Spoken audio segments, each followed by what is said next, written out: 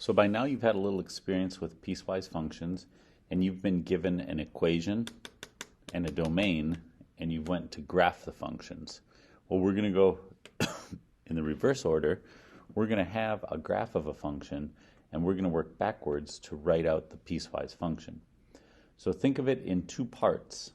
We definitely need to know the equation of each of those lines and we need to know the domain or the x values where those lines live. So we can go little bit by little bit. We're going to start with this red line.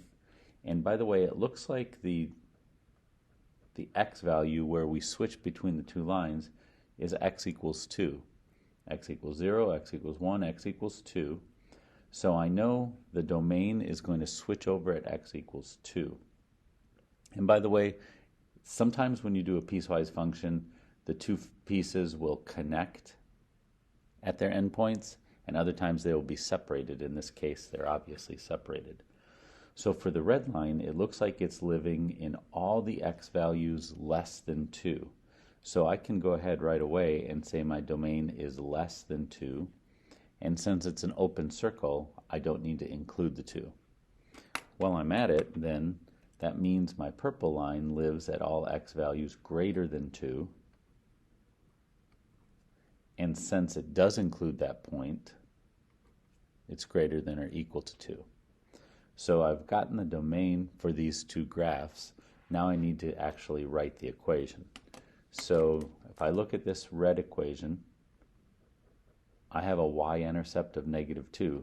So I'm thinking y equals mx plus b, and I know the y-intercept is -2. So now the only other thing I need to do is count the slope. The first thing I should notice is this line is heading downhill as I read from left to right. I know you might be tempted to think it's going uphill because that's where that arrow is going, but you read a line like a book traveling from left to right. So I know my slope is going to be negative, and now I just need to count it. Looks like I go down 2 over 2. All right, well, let's see if that works over here. Down 2 over 2. It does. It continues to work. Or I could say up to -2. So basically my slope is a 2 over 2x. And 2 over 2 is the same as writing -1x minus 2. And you don't even have to have that -1 if you don't want. So I could boil this down into y equals -x minus 2. So I go up here to the equation y equals, and I can write -x minus 2. Of course, any one of these three are technically legal. All right, now we switch over to the purple. Well, on the purple one, I don't see a y-intercept. I'm going to do my little chicken scratch work over here. I don't see a y-intercept, but I could probably reason one out. If I follow the slope trend, down 3, so rise of -3, run of -2.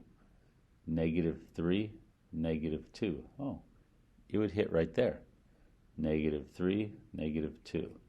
So if I were to let this purple line live on the other side of the domain, it would follow that dashed line, but we don't want it to.